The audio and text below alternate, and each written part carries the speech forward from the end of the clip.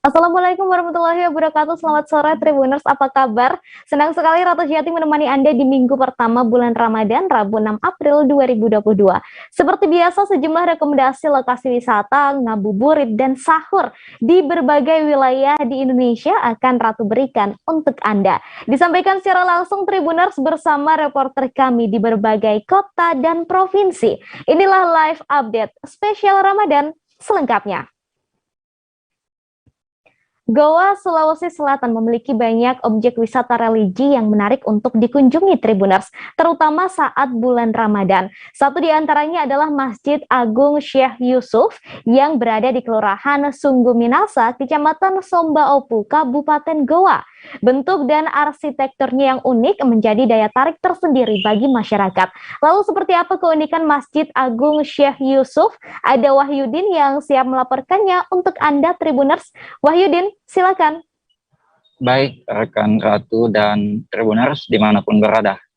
Ya, dapat kami laporkan di bulan suci Ramadan ini bahwa sangat banyak ya tempat wisata yang sangat menarik di Sulawesi Selatan, khususnya yang berada di Kabupaten Goa.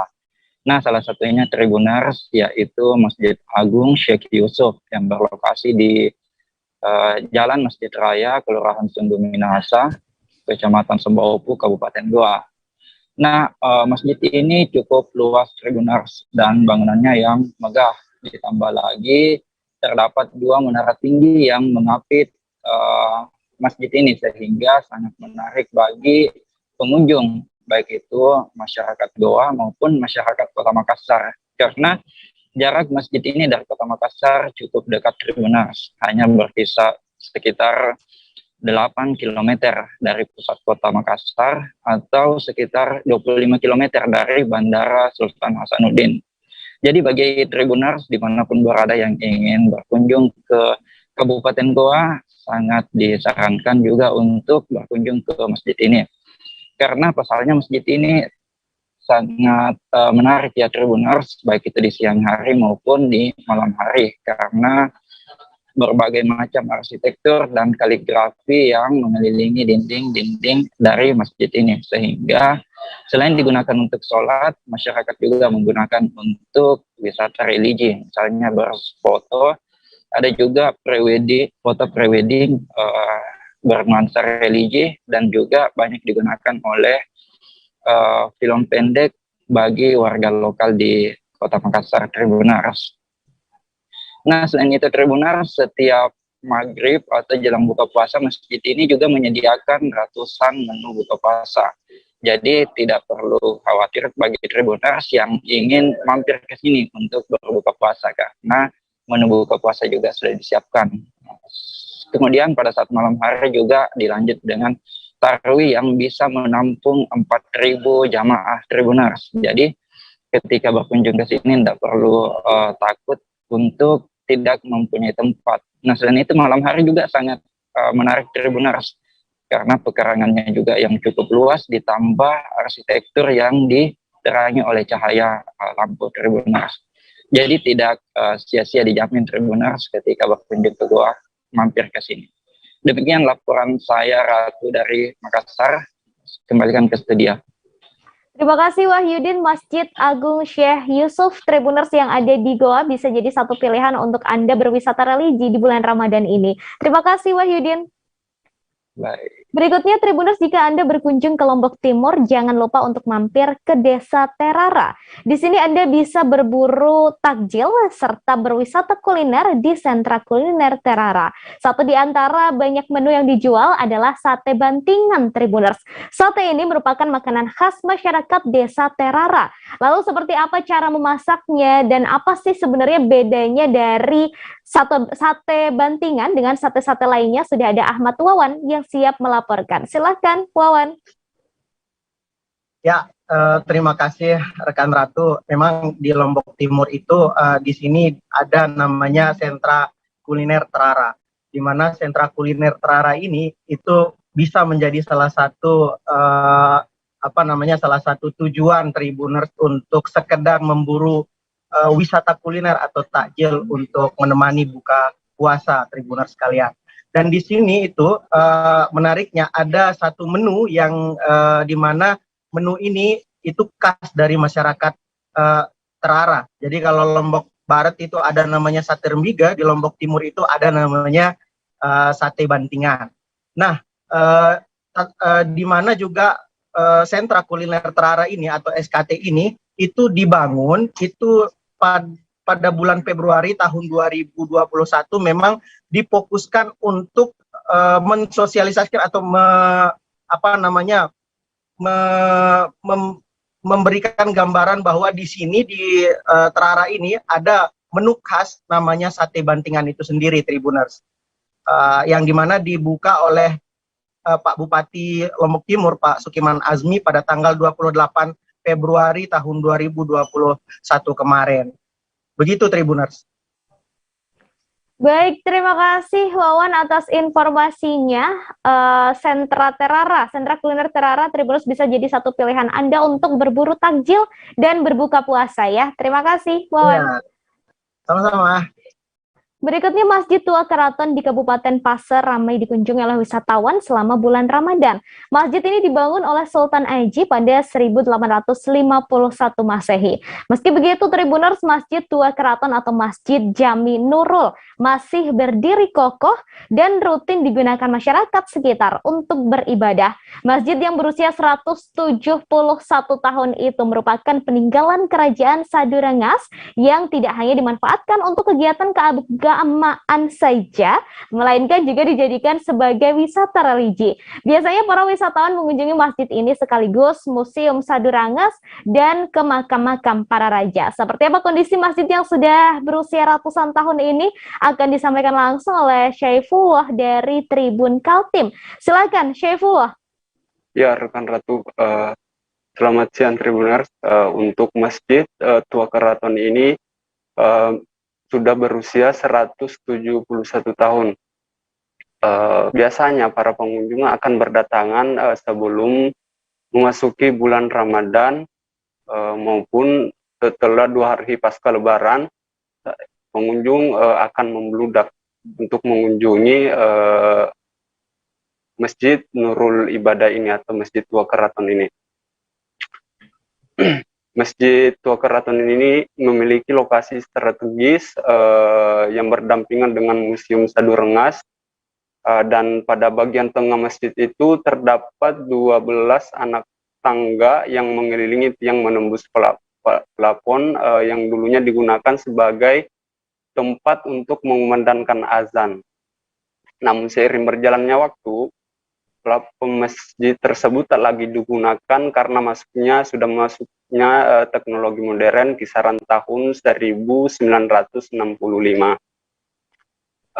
Tentunya kala itu cukup menarik saat muazzin mengumandangkan azan pada saat di mana dunia modern belum terjamah. Walaupun beberapa kali mengalami perombakan yang disebabkan kondisi bangunan masjid sudah lapuk, namun tetap mempertahankan keaslian dari bentuk awalnya. Masjid tersebut telah 3 kali dilakukan perombakan. Untuk bagian dalamnya sekira tahun 1970-an, yang mana mimbar tepat pada bagian tengah masjid sebelum dipindahkan lebih ke depan pada tahun 2010 serta tahun 2012 lalu. Kala itu Masjid Tua Keraton hanya memanfaatkan lampu pelita tanpa semprong sebelum berkembang menggunakan lampu penerangan teknologi saat ini yang diperkirakan masuk pada tahun 1969. Masjid Tua Keraton ini merupakan satu-satunya masjid tertua di Kabupaten Pasir dan akan banyak dikunjungi oleh wisatawan dari luar daerah maupun dari dalam daerah. Ya, sekian rekan Ratu. Baik, terima kasih Syaifullah. Tadi Syaifullah juga sempat berbincang langsung dengan pengurus Masjid Nurul Ibadah Baharudin. Berikut liputannya untuk Anda. Ya, kegiatan misalnya kan buka bersama. Jam buka bersama misalnya kan ada dari orang misalnya barang-barangnya kan kita sediakan aja begitu. Siap-siap. Nah itu untuk sholat tarawihnya sendiri Pak? Sholat tarawihnya biasanya kan ya bagus lah. Istilahnya kan tidak ada istilah corona. Oh, siap.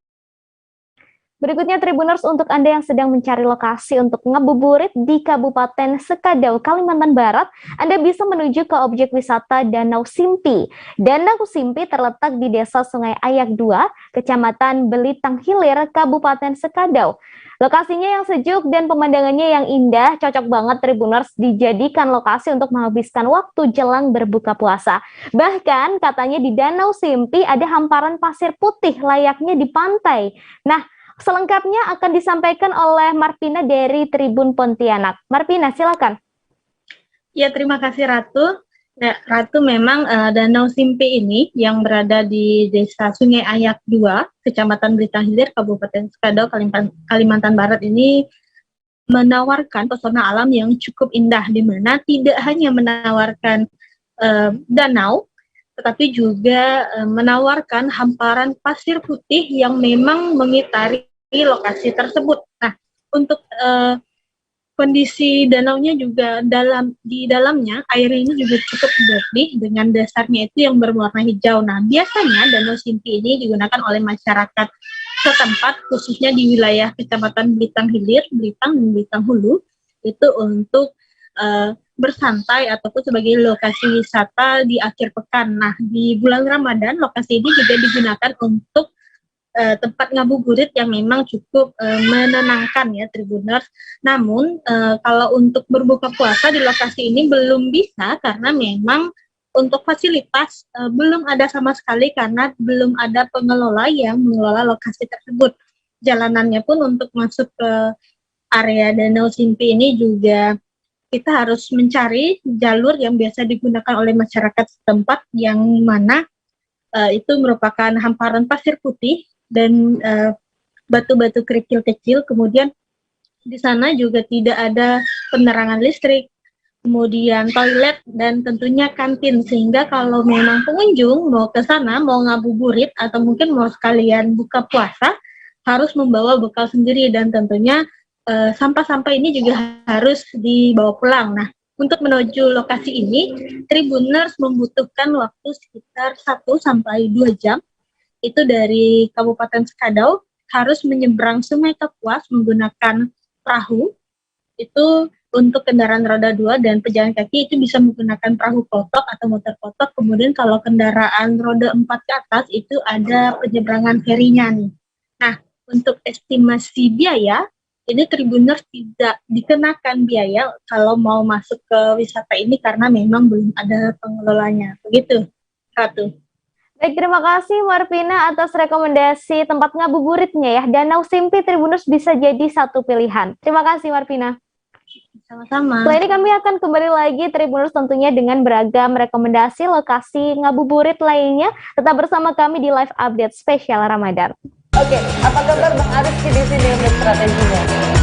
Kalau saya sendiri di Jumip 37 ini yang semalam baru mulai, saya udah pasti. Sebenarnya aku nggak ngerasa itu penangkapan atau penggerbegan atau apapun itu. Karena gini loh, posisinya aku kriteria. Jadi kita mengenal disebut dengan stroke yang tidak berdarah dengan stroke yang berdarah. Stroke yang tidak berdarah itu biasanya ditandai dengan adanya penyumbatan. Kalau itu penyumbatan di sini mungkin pikirnya tidak ke situ kali ya, tapi kalau di Korea atau di Kamboja itu ada beberapa paper yang saya itu mas ya dulunya tukang koran. Oh gitu ya, tukang koran ya, saya baca itu tuh kan pernah baca kan ya. Jadi kalau saya jadi tanggal itu udah bersyukur banget si anak ini dijadikan sebagai tersangka begitu ya. Kalau ini kita bicara yang di luar kasus Bongombo ya, dengan nama hujan shower, di mana terdapat batas jelas antara daerah hujan dan tidak hujan yang biasanya terjadi pada fase awal mature stage atau tahap berbahaya itu Kang. Jadi mulai artinya terjadinya perlembekan. Nah itu untuk penetrasi akan sulit gitu ya. Dok, saya ini menurut saya memang tidak mudah, bukan urusan tanah diambil. Kalau misalnya Amerika Serikat sekarang, Rasulullah mengatakan dalam sebuah hadis bahwa berpuasa di 6 hari Syawal itu. Oke, apa kabar Bang Ariski di sini untuk strateginya? Kalau saya sendiri di Jumip 37 ini yang semalam baru mulai, saya udah sebenarnya aku nggak ngerasa itu penangkapan atau penggerebegan atau apapun itu, karena gini loh, posisinya aku kriteria. Jadi kita mengenal disebut dengan stroke yang tidak berdarah dengan stroke yang berdarah. Stroke yang tidak berdarah itu biasanya ditandai dengan adanya penyumbatan. Kalau itu terjadi di sini mungkin pikirnya tidak ke situ kali ya, tapi kalau di Korea atau di Kamboja itu ada beberapa paper yang Saya itu mas, ya dulunya tukang koran. Oh gitu ya, Tukang koran. ya saya baca itu Pak. Tuh kan, pernah baca kan? Ya. Jadi kalau saya jadi tangga, itu udah bersyukur banget. Si anak ini dijadikan sebagai tersangka begitu. Ya, kalau ini kita bicara yang di luar kasus Bongobo ya. Dikenal dengan nama hujan shower, di mana terdapat batas jelas antara daerah hujan dan tidak hujan yang biasanya terjadi pada fase awal mature stage atau tahap Berbahaya dewasa. itu Kang. Jadi mulai artinya terjadinya perlembekan. Nah itu untuk penetrasi akan sulit gitu ya. Dok, saya ini menurut saya memang tidak mudah, bukan urusan tanah diambil. Kalau misalnya Amerika Serikat sekarang, Rasulullah mengatakan dalam sebuah hadis bahwa berpuasa di 6 hari Syawal itu. Oke, apa kabar Bang Arif di sini untuk strateginya? Kalau saya sendiri di Jumip 37 ini yang semalam baru mulai, saya udah sebenarnya aku nggak ngerasa itu penangkapan atau penggerebegan atau apapun itu, karena gini loh, posisinya aku kriteria. Jadi kita mengenal disebut dengan stroke yang tidak berdarah dengan stroke yang berdarah. Stroke yang tidak berdarah itu biasanya ditandai dengan adanya penyumbatan. Kalau itu terjadi di sini mungkin pikirnya tidak ke situ kali ya, tapi kalau di Korea atau di Kamboja itu ada beberapa paper yang Saya itu mas, ya dulunya tukang koran. Oh gitu ya, Tukang koran. ya saya baca itu Pak. Tuh kan, pernah baca kan? Ya. Jadi kalau saya jadi tangga, itu udah bersyukur banget. Si anak ini dijadikan sebagai tersangka begitu. Ya, kalau ini kita bicara yang di luar kasus Bongobo ya. Dikenal dengan nama hujan shower, di mana terdapat batas jelas antara daerah hujan dan tidak hujan yang biasanya terjadi pada fase awal mature stage atau tahap Berbahaya dewasa. itu Kang. Jadi mulai artinya terjadinya perlembekan. Nah itu untuk penetrasi akan sulit gitu ya. Dok, saya ini menurut saya memang tidak mudah, bukan urusan tanah diambil. Kalau misalnya Amerika Serikat sekarang, Rasulullah mengatakan dalam sebuah hadis bahwa berpuasa di 6 hari Syawal itu. Oke, apa kabar Bang Arif di sini untuk strateginya? Kalau saya sendiri di Jumip 37 ini yang semalam baru mulai, saya udah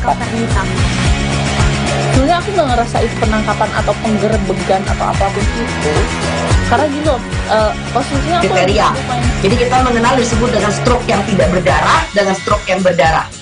Stroke yang tidak berdarah itu biasanya ditandai dengan adanya penyumbatan. kalau itu terjadi di sini mungkin pikirnya tidak ke situ kali ya, tapi kalau di Korea atau di Kamboja itu ada beberapa paper yang Saya itu mas, ya dulunya tukang koran. Oh gitu ya, Tukang koran. ya saya baca itu Pak. Tuh kan, pernah baca kan? Ya. Jadi kalau saya jadi tangga, itu udah bersyukur banget. Si anak ini dijadikan sebagai tersangka begitu. Ya, kalau ini kita bicara yang di luar kasus Bongobo ya. Dikenal dengan nama hujan shower, di mana terdapat batas jelas antara daerah hujan dan tidak hujan yang biasanya terjadi pada fase awal mature stage atau tahap Berbahaya dewasa. itu Kang. Jadi mulai artinya terjadinya perlembekan. Nah itu untuk penetrasi akan sulit gitu ya. Dok, saya ini menurut saya memang tidak mudah, bukan urusan tanah diambil. Kalau misalnya Amerika Serikat sekarang, Rasulullah mengatakan dalam sebuah hadis bahwa berpuasa di 6 hari Syawal itu. Oke, apa kabar Bang Arif di sini untuk strateginya?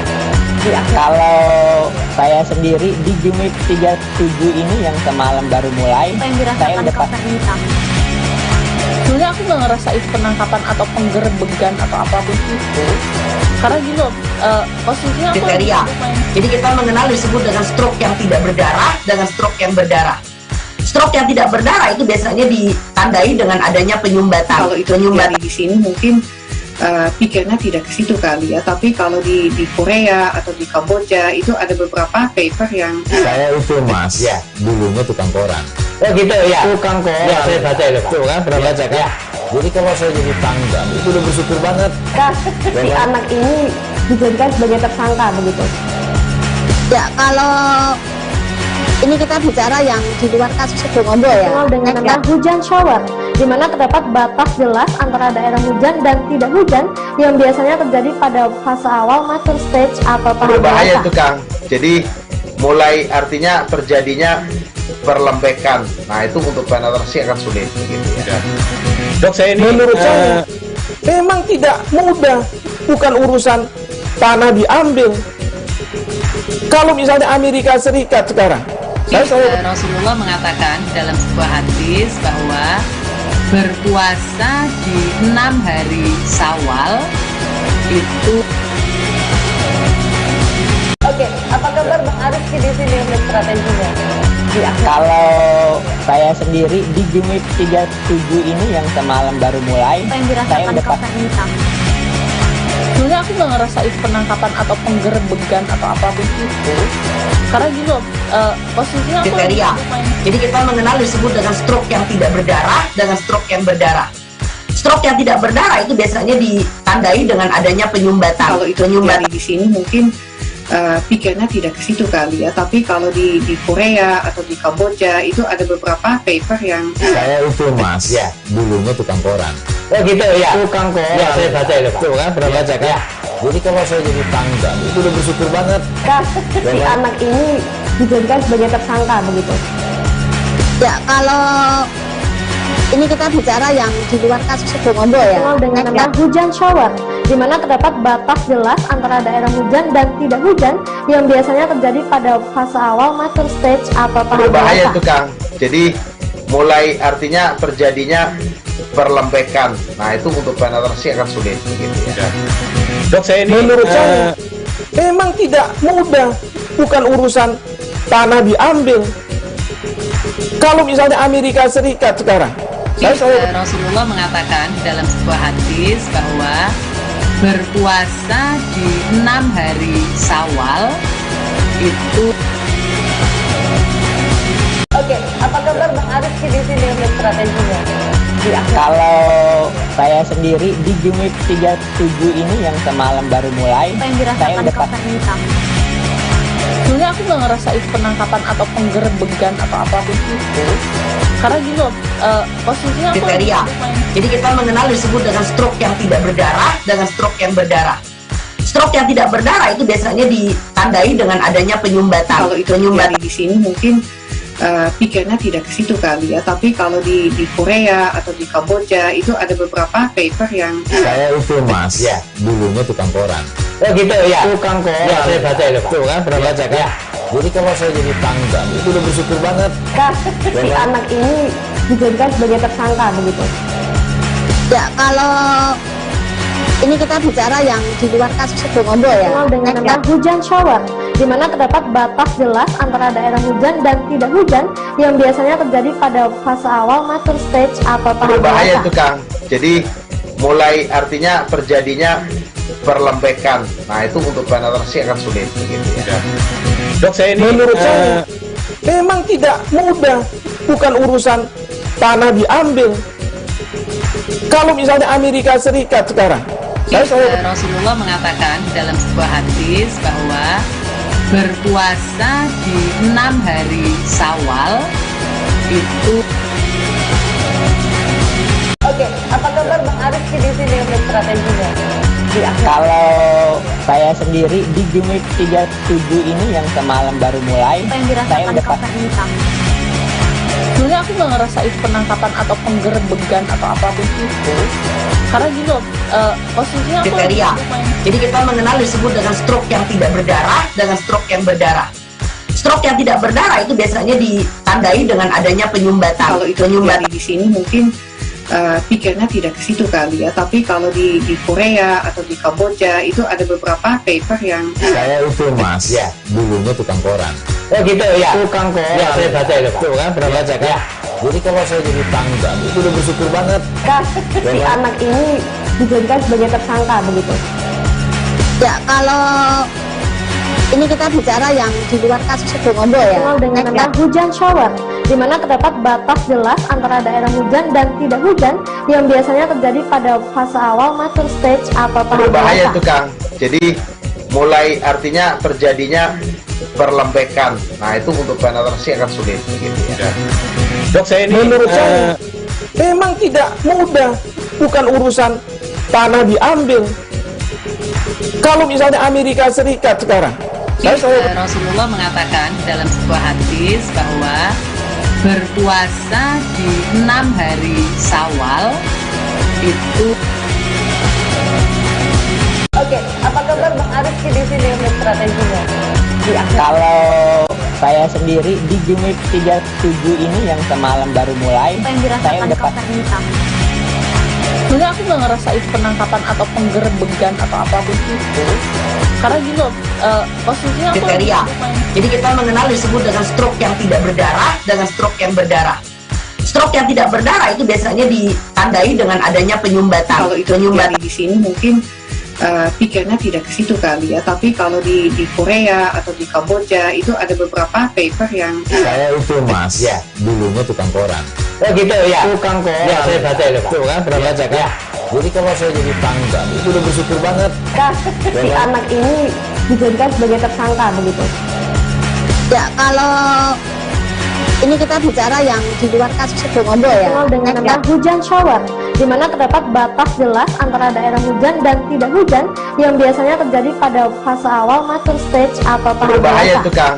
Jadi mulai artinya terjadinya perlembekan. Nah itu untuk penetrasi akan sulit gitu ya. Dok, saya ini menurut saya memang tidak mudah, bukan urusan tanah diambil. Kalau misalnya Amerika Serikat sekarang, Rasulullah mengatakan dalam sebuah hadis bahwa berpuasa di 6 hari Syawal itu. Oke, apa kabar Bang Ariski di sini untuk strateginya? Kalau saya sendiri di Jumip 37 ini yang semalam baru mulai, Apa yang saya dirasakan udah Kak Fernita? sebenarnya aku nggak ngerasain penangkapan atau penggerebegan atau apapun itu, karena gini loh, posisinya aku Kriteria. Jadi kita mengenal disebut dengan stroke yang tidak berdarah dengan stroke yang berdarah. Stroke yang tidak berdarah itu biasanya ditandai dengan adanya penyumbatan. kalau itu terjadi di sini mungkin pikirnya tidak ke situ kali ya, tapi kalau di Korea atau di Kamboja itu ada beberapa paper yang Saya itu Mas, ya dulunya tukang koran. Oh gitu ya. Tukang koran. Ya, saya baca itu Pak. Tuh kan, pernah baca kan? Ya. Jadi kalau saya jadi pangdam itu udah bersyukur banget. Si anak ini dijadikan sebagai tersangka begitu. Ya, kalau ini kita bicara yang di luar kasus Sebongondo ya. Dikenal dengan nama hujan shower, di mana terdapat batas jelas antara daerah hujan dan tidak hujan yang biasanya terjadi pada fase awal mature stage atau tahap Berbahaya dewasa. itu Kang. Jadi mulai artinya terjadinya perlembekan. Nah itu untuk penetrasi akan sulit gitu ya. Dok, saya ini menurut saya memang tidak mudah, bukan urusan tanah diambil. Kalau misalnya Amerika Serikat sekarang, Rasulullah mengatakan dalam sebuah hadis bahwa berpuasa di 6 hari Syawal itu. Oke, apa kabar Bang Ariski di sini untuk strateginya? Kalau saya sendiri di Jumip 37 ini yang semalam baru mulai, Apa yang saya dirasakan udah Kak Fernita?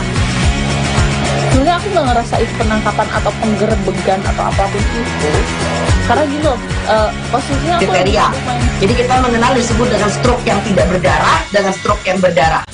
Stroke yang tidak berdarah itu biasanya ditandai dengan adanya penyumbatan. kalau itu terjadi di sini mungkin pikirnya tidak ke situ kali ya, tapi kalau di Korea atau di Kamboja itu ada beberapa paper yang Saya itu Mas, ya dulunya tukang koran. Oh gitu ya. Tukang koran. Ya. Terima kasih Tribuners, Anda masih bersama Ratu Jati di live update spesial Ramadan. Ratu mengajak Anda mengunjungi masjid tertua di Sulawesi Utara, Tribuners. Masjid Agung Pangeran Diponegoro di Air Madi di Minahasa Utara ini sudah ada sejak tahun 70-an. Dulunya jemaah di masjid ini hanya warga sekitar, namun kini berkembang hingga mencapai 300 kepala keluarga. Masjid ini sempat melalui serangkaian renovasi, Tribuners. Lalu seperti apa kondisinya saat ini? Sudah ada Fistel Mukuan, silakan Fistel. Ya, terima kasih rekan Ratu.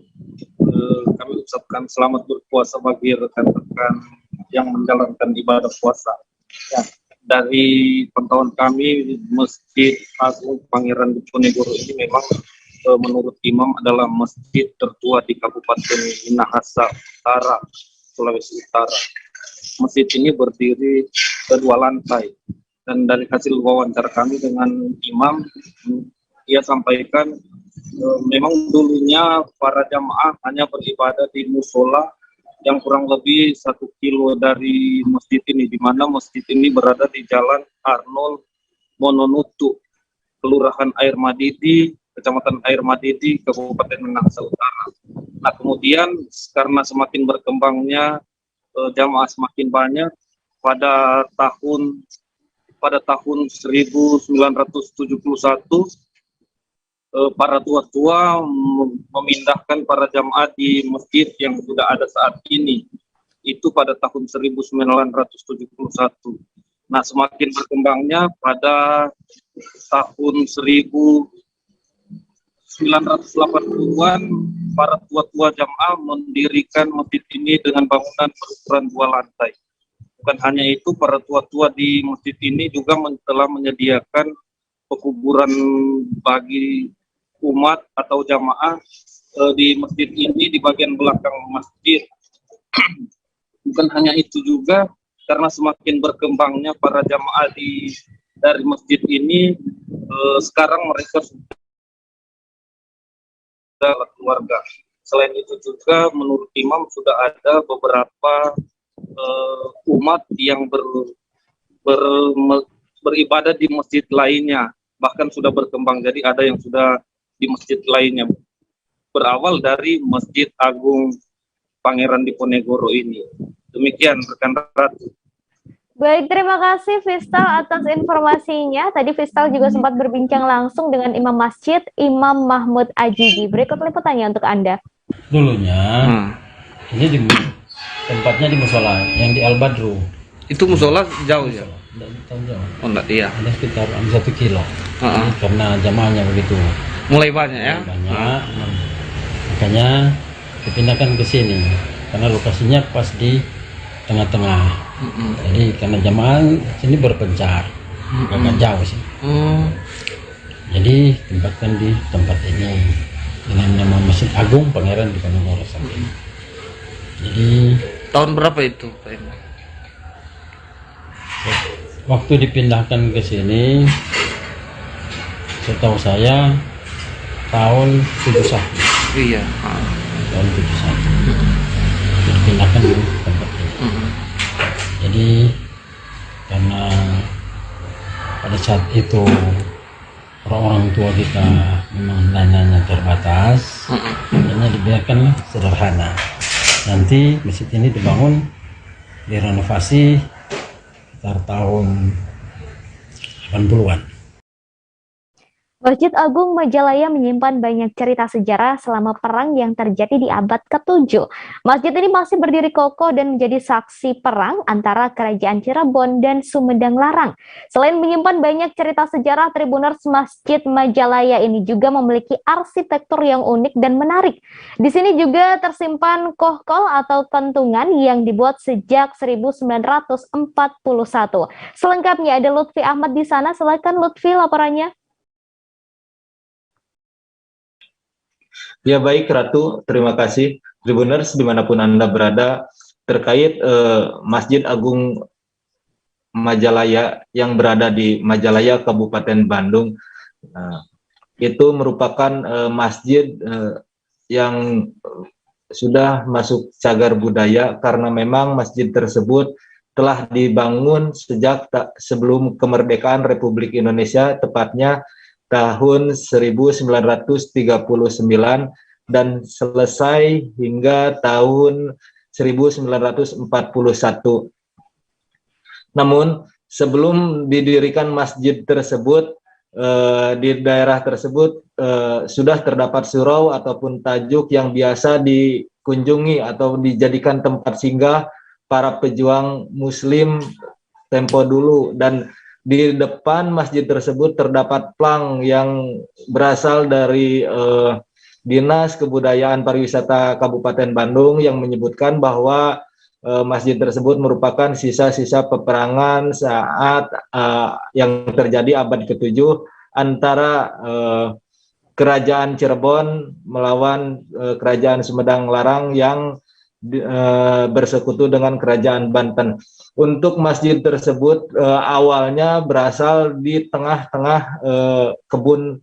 Menurut cerita dari Sekretaris DKM Masjid Agung Majalaya, Masjid Agung tersebut awalnya berada di tengah-tengah kebun karet yang kini menjadi alun-alun Majalaya.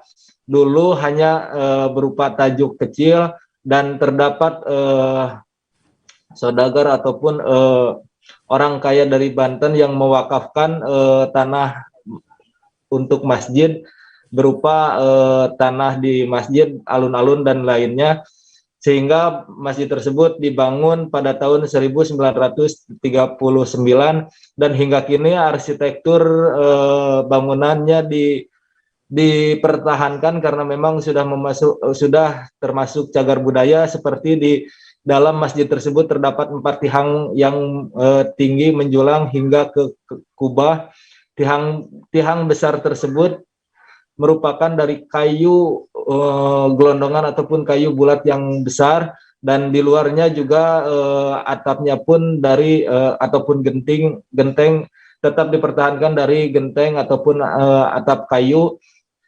Selain itu, menurut Sekretaris DKM tersebut belum ada perubahan, hanya ada penambahan. Untuk penambahan di bagian depan hanya dikasih tembok dan pintu serta jendela, karena sebelumnya memang masjid tersebut menurutnya terbuka ya. Demi keamanan maka ditutuplah ataupun ditambahlah selasar dengan tembok penghalang tersebut. Dan ya uniknya lagi terdapat kohkol ataupun pentungan yang besar, itu dilihat dari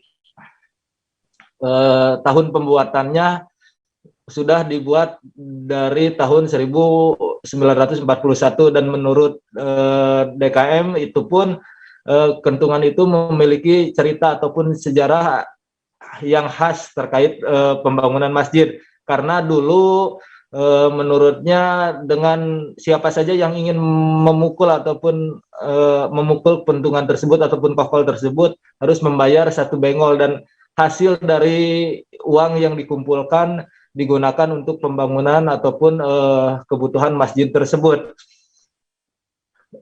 Dulu selain dijadikan tempat beribadah ataupun penyebaran agama Islam, di tajuk ataupun masjid tersebut terdapat di depannya tempat yang dijadikan tempat berkumpul ataupun bermain anak-anak, dan hingga kini tempat tersebut menjadi tempat berkumpul ataupun bermain anak-anak, karena tepat di depan Masjid Agung Majalaya ini merupakan alun-alun Majalaya yang dimana banyak orang berkumpul di sana, menghabiskan waktu, menikmati taman yang ada, dan anak-anak bermain di sana. Ya mungkin begitu Ratu. Baik, terima kasih Ahmad Lutfi atas informasinya. Selanjutnya Tribuners, kita beralih ke Lampung. Taman Gajah di Lampung menjadi lokasi tujuan warga yang hendak berbelanja takjil untuk buka puasa.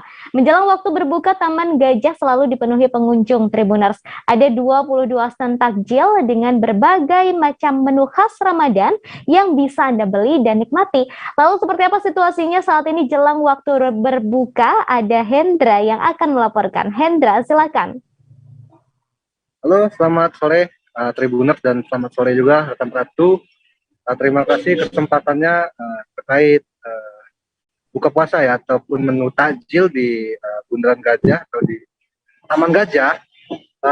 Itu sudah berlangsung sekitar mulai awal Ramadan ya. Dan itu memang disiapkan oleh pemerintah Kota Bandar Lampung guna mengakomodir para pedagang UMKM yang ada di sepanjang Jalan Sriwijaya ya. Adapun di situ ada sekitar 22 pedagang ya, 22 tenan, dan kurang lebih ada 100 pedagang di situ setiap harinya. Dan memang cukup ramai untuk setiap harinya selama bulan Ramadan ini, karena memang cukup lengkap ya Ratu untuk takjil, baik itu makanan ataupun bahkan makanan berat ya, sayur segala macam juga ada di situ. Dan selain daripada memang lokasi tersebut adalah lokasi jual takjil ya, Taman Gajah sendiri merupakan salah satu ruang terbuka hijau di Kota Bandar Lampung yang memang biasa dimanfaatkan oleh masyarakat setempat ataupun masyarakat Kota Bandar Lampung untuk menikmati aktivitas sore. Karena memang banyak sekali aktivitas-aktivitas yang bisa dikerjakan di situ ya. Salah satunya memang selain berbelanja, ada pula beberapa penyedia layanan jasa ya, jasa hiburan seperti motor listrik dan lain-lain. Seperti itu rekan Ratu dan Tribuners. Baik, terima kasih Hendra atas rekomendasi tempat berbelanja takjilnya ya. Untuk Anda Tribuners yang di Lampung bisa langsung menuju ke lokasi tersebut. Berikutnya, Ratu mengajak Anda menuju ke Masjid Al-Ihsan di Bogor. Sekilas memang tidak ada yang berbeda dari bangunan masjid yang berada di tengah padat rumah warga ini. Namun Masjid Al-Ihsan ini menjadi masjid yang selalu menyuguhkan hal berbeda Tribuners. Sudah berdiri sejak 1953, masjid ini selalu menjadi pusat sosial masyarakat. Satu di antaranya adalah tradisi 0 rupiah hingga tradisi beras tukar beras. Untuk mengetahui lebih lanjut soal tradisi yang ada di Masjid Al-Ihsan, sudah ada Rahmat Hidayat dengan laporannya. Ahmad, silakan. Ya baik, Ratu dan rekan-rekan Tribuners lainnya dapat kami sampaikan bahwasanya Masjid Al-Ihsan ini berada di Kampung Cengal, Desa Karacak, Kecamatan Wiliang, Kabupaten Bogor. Jika dilihat dari jarak sekira hampir 1 jam dari pusat kota Bogor, kita bisa sampai ke Masjid Al-Ihsan Kota Bogor. Namun ketika kami berkunjung ke Masjid Al-Ihsan ini pada bulan Ramadan khususnya, sekilas memang tidak ada berbeda dari masjid-masjid lainnya yang berada di wilayah Bogor. Namun masjid yang berdiri sejak tahun 1953 ini ada keistimewaan tersendiri, terlebih pada saat ini bulan suci Ramadan. Ketika ditemui oleh kami DKM dari Masjid Al-Ihsan yang berada di Kampung Cengal ini, Abah Muhtadin, beliau mengatakan bahwasanya pada menjelang ataupun pada saat Ramadan ini, kegiatan yang dilakukan di Masjid Al-Ihsan Bogor ini tidak ada bedanya dengan kegiatan-kegiatan pada bulan-bulan sebelumnya. Dapat diketahui menurut beliau, kegiatan di bulan-bulan sebelumnya ini hampir sama yang akan dilakukan di bulan Ramadan kali ini. Yang pertama, kegiatan Jumat Berkah, kemudian pengajian rutin anak-anak, kemudian pengajian rutin para remaja dan bapak-bapak, kemudian Jumat Berkah, kemudian tradisi 0 rupiah, kemudian beras tukar beras. Nah, ke semua program ataupun semua rancangan kerja yang berada di Masjid Al-Ihsan itu menurut pengakuan DKM akan dilakukan pula ketika Ramadan kali ini. Kemudian pada saat kami datang pun kemarin beberapa kegiatan sudah dilakukan di Masjid Al-Ihsan Bogor ini, yaitu pengajian rutin anak-anak kecil yang mulai digelar oleh DKM Masjid Al-Ihsan Bogor, kemudian tradisi beras tukar beras, kemudian tradisi 0 rupiah pun masih tetap berlanjut dilakukan oleh Masjid Al-Ihsan Bogor ini. Kemudian ketika kami menyinggung soal biaya dari anak-anak yang hendak ataupun yang ingin mengaji di Masjid Al-Ihsan Bogor ini, dengan tegas Ketua DKM Masjid Al-Ihsan Bogor mengatakan tidak ada biaya sepeser pun yang diberikan ataupun yang dipatok oleh DKM Masjid Al-Ihsan kepada para anak-anak kecil tersebut. Menurutnya hal ini dilakukan murni karena bagian dari syiar agama. Adapun para murid ngaji tersebut menurut Ketua DKM memasukkan uangnya sendiri ke dalam kotak, dalam artian para murid ngaji Masjid Al-Ihsan tersebut mempunyai inisiatif sendiri. Pun dengan tradisi 0 rupiah dan beras tukar beras. Namun pada saat bulan Ramadan ini diakui oleh Ketua DKM bahwasanya cukup kesulitan. Namun pihaknya akan terus melakukan program sosial tersebut di Masjid Al-Ihsan Bogor sebagai salah satu bagian dari syiar agama. Kemudian kami pun menyinggung apakah ada nantinya ataupun program sosial nantinya di Masjid Al-Ihsan Kota Bogor. Dengan tegas Ketua DKM Masjid Al-Ihsan mengatakan bahwasanya akan terus menambah program-program sosial yang ada di Masjid Al-Ihsan Kota Bogor. Terlepas itu mau bulan suci Ramadan atau tidak, ataupun bulan-bulan lainnya. Adapun program tersebut diakui oleh Ketua DKM yakni sarapan subuh dan kopi subuh. Artinya sarapan subuh dan kopi subuh menurut DKM itu nantinya diberikan kepada para masyarakat ataupun para jamaah yang hendak melakukan sholat subuh berjamaah. Ketika selesai sholat subuh berjamaah bisa menikmati sarapan ataupun bisa menikmati kopi. Namun program tersebut terus dipikirkan dan dimatangkan konsepnya oleh pihak jajaran DKM Masjid Al-Ihsan yang berlokasi di Kampung Cengal, Desa Karaca, Kecamatan Wiliang, Kabupaten Bogor. Begitu Ratu laporan dari kami. Baik, terima kasih Rahmat Hidayat atas laporannya. Dan itu tadi Tribuners sejumlah lokasi yang bisa Anda datangi untuk menghabiskan waktu jelang berbuka puasa ataupun untuk berwisata religi ya. Semoga puasa di Ramadan kali ini berjalan lancar dan penuh berkah. Saya Ratu Sejati dan segenap kru yang bertugas pamit undur diri. Terima kasih dan sampai ketemu di live update spesial Ramadan selanjutnya. Dan selamat puasa dan wassalamualaikum warahmatullahi wabarakatuh. Jangan lupa like, subscribe, dan share ya.